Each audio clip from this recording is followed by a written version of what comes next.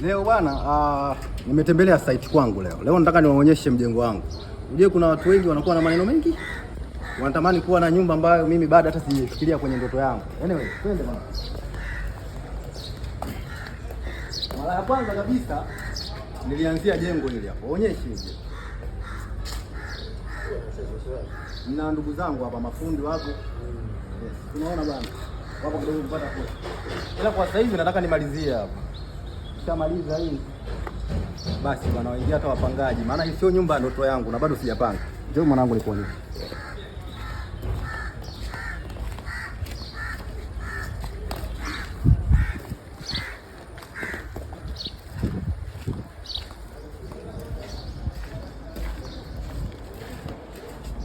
Kama mnavyoona, tuko kwenye maandalizi ya mwisho.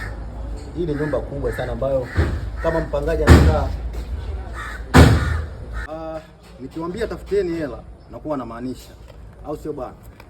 Chama changu kilinipa uwezo, kilinipa nguvu, kilinipa afya mpaka sasa hivi. Kama mnavyoona, naishi sina stress na maisha yangu. Unapokuja tunajibizana, ninapokuambia tafuta hela usitaki kuleta makelele, mimi namaanisha, au sio bwana?